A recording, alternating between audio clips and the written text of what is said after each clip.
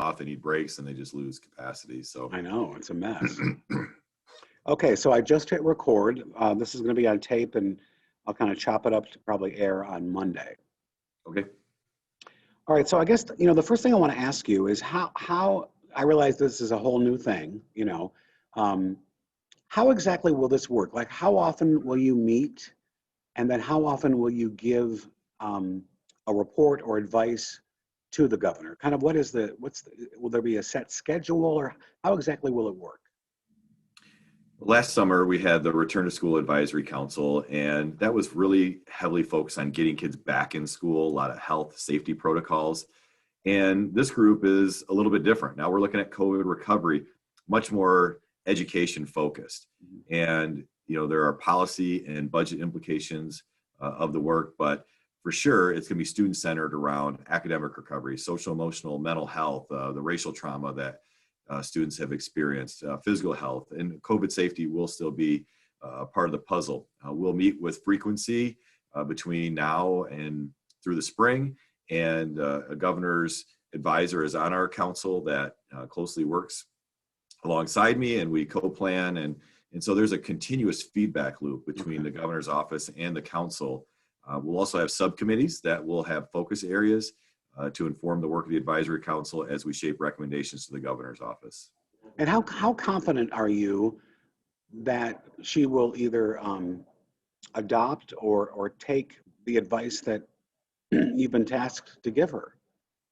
Well, I think if you look back at the work that we did last summer with the roadmap, that document was the key to many schools being able to open up for in-person instruction. Mm-hmm. And, moving forward, the governor chose to create this council because she genuinely believes that stakeholder feedback is important. And if you look at the backgrounds, the demographics of the council, it's representative of every corner of the state. It's representative of the plurality of voices that make up Michigan students and families and staff. And it's incredibly important to have those voices come to the table. Will everything get adopted? That remains to be seen. But at the same time, the partnership that's in place, I think, is critical for us to move Michigan forward together. And through the efforts of recovery, we really have to think critically about how we can come out better than we went in.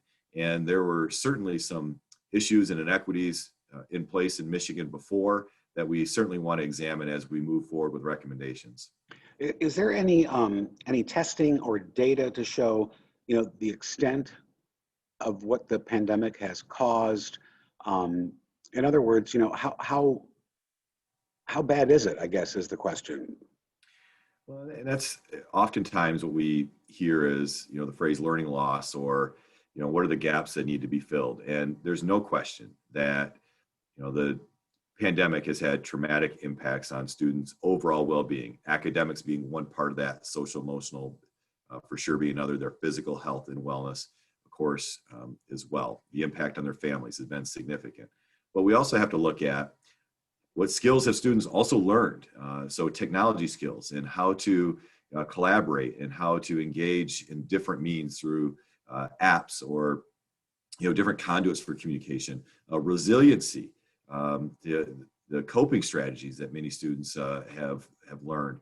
So when we look at the whole picture of the impacts and effects, there are going to be some things that we're going to take forward, such as telehealth with mental health services has been a real good thing that we found works for our kids during this pandemic. We've also found that virtual learning for the vast majority of students isn't the best way to engage our students. And so, yes, do we have data? Every school in the state of Michigan uses benchmark assessments. It was required in the Return to Learn legislation. Do we have data on that? Yes, we do. And what I would encourage us to think about is how do we prioritize and focus our work over a multi-year time frame to think about recovery. And I want recovery to not just be to return to where we were, because where we were wasn't great for each child in Michigan, but let's get it closer to where we want to be. And that calls for articulating a clear vision about what we want for our children so each child can live up to their full potential. You mentioned mental health, and mental health seems to be, and correct me if I'm wrong, but it really does seem still to have a stigma that a lot of, just in general, people don't like to talk about. They don't like to bring it into conversation. And yet it seems to be so important, especially for young people, especially now with so many different emotions and layers regarding the pandemic. I mean, as you know, being an adolescent under the best of circumstances can be a little drama filled, but then you add in a pandemic on top of it. And it just seems to be, the general consensus seems to be that mental health is somewhat put on the back burner when it comes to young people, especially when it comes to the unfortunate example of, occasionally a student taking his own life, and how that is presented and handled in a high school setting. Because it seems like every district or every school handles it differently. Do you anticipate any kind of standardized way to deal with things like that? Well, we have to consider the whole child with any approach that we take. And schools have focused on social emotional learning as core parts of their curriculum to help students understand their emotions, express their emotions, regulate their emotions.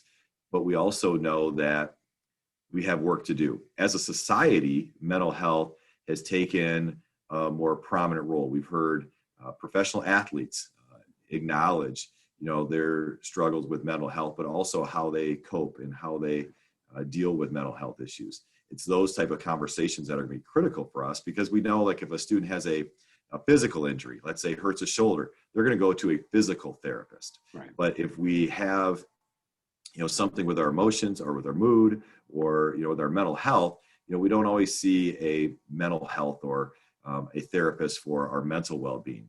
And we have to normalize that.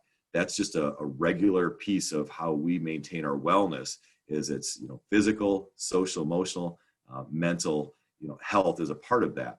Do I anticipate a standardized approach? I think anytime you're talking about 1.5 million kids, we have to give multiple conduits for how we approach any type of strategy so it meets the unique needs of our children. But we do know there are research-based strategies for how we can teach kids about their mental health and well-being, about strategies that they can use to cope in their own lives, because ultimately we want children to grow into thriving adults that understand the coping mechanisms, but also understand when it's time to get additional assistance to manage them. And that's something as a society we're still coming to grips with, but it is a very real issue. And we saw from Las Vegas that suicides are surging, and they're making that connection to the amount of virtual learning and the lack of social connection that physical in-person learning has. And so it's something we definitely have to keep our eye on and maintain focus as we move forward.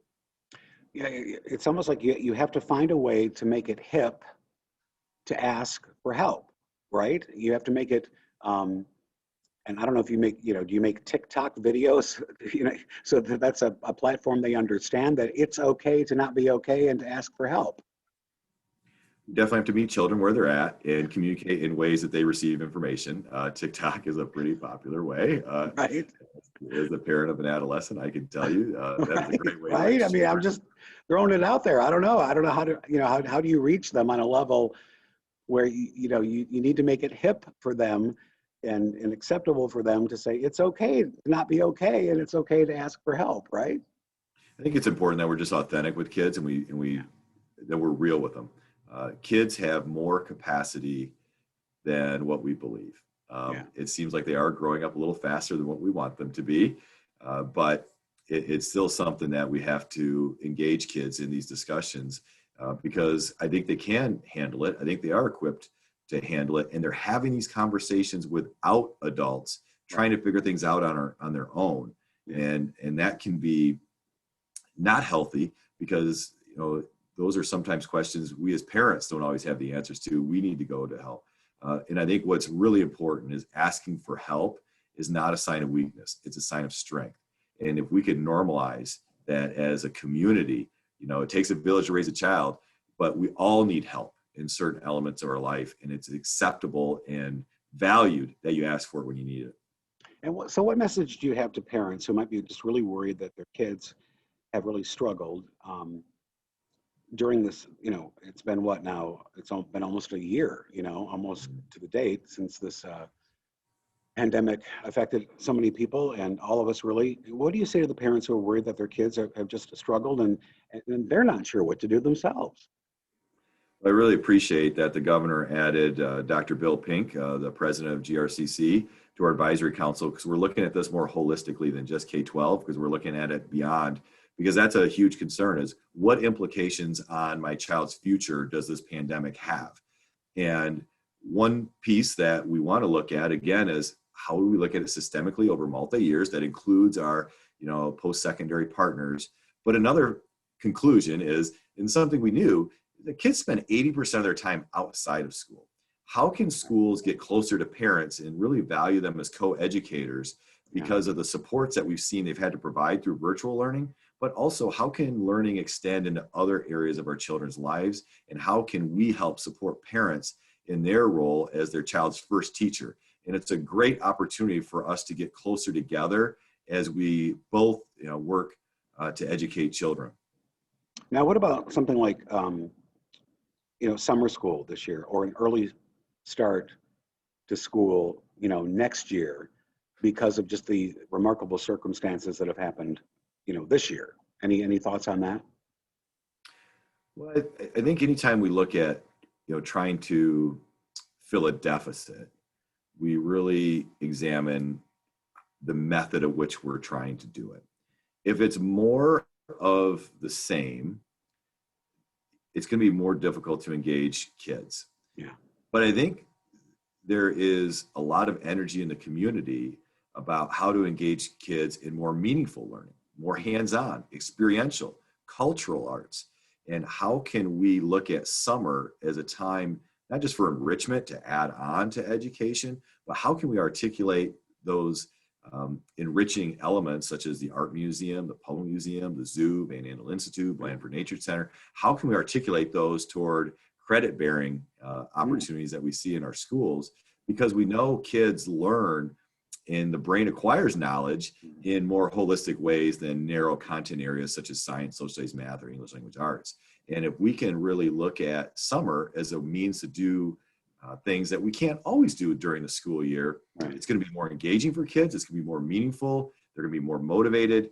And we can actually think about some implications on our system in the traditional sense about how we can inform that. So we're going to have multiple approaches. Some students merely want the credit recovery and they want to get, back on track. Some students are looking for ways to explore their interests and to get closer to those and really find out more. Others are just looking for some experiences that they can't always get during the school year and really, dig in deeper to those. Those are just a couple examples of how we can look as a K-12 system, but it needs to be done in partnership with our community partners, our higher ed, again, our cultural arts.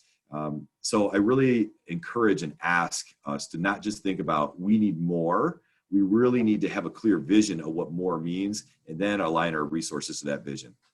Well, and it's like, they can have a lot of fun, but don't tell them they're actually learning something at the same time, right? Yeah, it's like when the healthy food tastes good. Exactly. All right, well, thank you, sir. Leaving anything out, is there anything else you'd like to add? Just honored and humbled to serve the students and families and staff of the state, and that the governor trusts not just in me, but our entire council to really be thoughtful with our recommendations. And I really believe that there's a tremendous opportunity in front of us in the face of this crisis. And I have a lot of hope. All right. Well, thank you so much. I appreciate your time. Thank you. Yeah, pleasure to meet you, Kirk. Have a great day. You too. Have a good weekend and stay safe and stay warm. Yeah, keep that drive home safe, okay? I know. It's from Grand Rapids to Spring Lake, a little white-knuckled the last day or two. No kidding. I live in Grand Haven, Kirk, so I made that drive. Yeah. Give me an hour and a half yesterday to get home. Me too. And I'm afraid maybe this afternoon, maybe the same thing. And I also do, my side hustle is at WGHN radio in the morning. So be sure to tune in the mornings. All right. Sounds great, Kirk. Have a great day. Take care.